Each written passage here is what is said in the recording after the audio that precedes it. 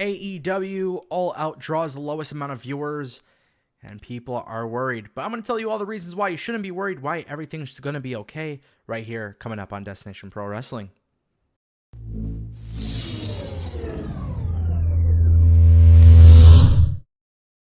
Welcome back to DPW. I'm your boy Ango at Tango with Ango on Twitter. Social media links down below. Guys, we're talking about AEW. I know you guys want some more wrestling news, so make sure you guys click that subscribe button and ring the bell because we got some Impact, NJPW, ROH, WWE, lots of things coming up this week. You definitely don't want to miss it. But today, I want to talk about AEW. Why? Because All Out did less pay-per-view buys than all three other pay-per-view events by AEW. And of course, fans are taken to social media. They're worried. They don't know what's going on. But I'm going to talk to you guys. I'm going to offer some logic, and hopefully you guys agree. But if you guys don't agree, it's not a big deal. You guys could use the comment section. Let me know what you guys think. And then, of course, I will be chatting with you guys there as well as on social media. Guys, AEW, All Out, $50 for a pay-per-view. It's just simply too much. It's just simply too much. I don't care what anybody says. In 2019, $50 for a pay-per-view. Let's just talk about all the streaming services people are generally paying for.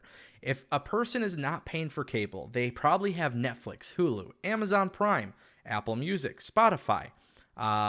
There's like a million other services. Apple TV Plus just announced for $5 a month.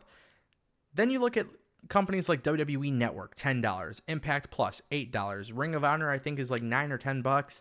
DAZN is $20. That's where you guys can watch KSI versus Logan Paul 2. There's a lot of MMA companies, of course, on the on that service as well with DAZN. So $20 a month there, $10 a month. It just adds up. So somebody like me, I pay for a cable bill, and then I pay for some additional streaming services. It adds up. So $50 for a pay-per-view just simply is a lot of money. And that's why AEW All Out did not draw more viewers than Fyter Fest, Fight for the Fallen, or Double or Nothing. Double or Nothing did pretty well, and the reason why is because it was the first pay-per-view. A lot of people want to tune in. Fyter Fest and Fight for the Fallen did pretty well because, well, they were completely free on Bleacher Report Live. I think we're going to start seeing a change within AEW. I don't think we're going to see $50 pay-per-views. And we don't have confirmation just yet on Full Gear, but once I get that news, I will talk about it on here because it's going to be very interesting. But I sure as hell will not pay $50 for AEW Full Gear. I paid a lot of money to go to Vegas. I paid a lot of money to go to Chicago. I just simply don't want to pay $50 for a pay-per-view, it's just not worth it in today's market. $25, $30, I'm cool with. I think a lot of companies who explore and with this price point, you need to understand that streaming is the way to go. And I don't think AEW, after this first year, will stick with standalone pay-per-views. I think we will see some sort of integration with AEW and Bleacher Report Live. I think Bleacher Report Live can have like a premium tier, and I see that being part of AEW's pay-per-view distribution. Now, Warner Media owns TNT. It's all owned by AT&T. As you guys know, they've dipped down.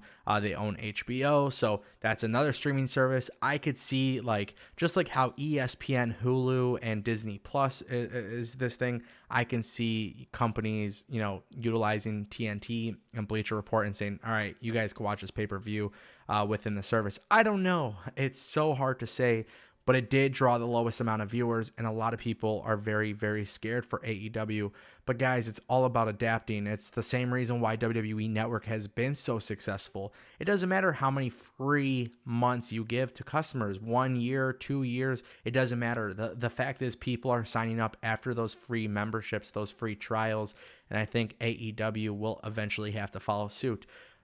If it's not the $50 price point, guys, then maybe Fyter Fest or Fight for the Fallen just did not appeal to the audience. But I think this one right here really shows, $50 is too much for a pay-per-view. It's something that's been highly criticized for AEW. And also just kind of keep this in mind as well.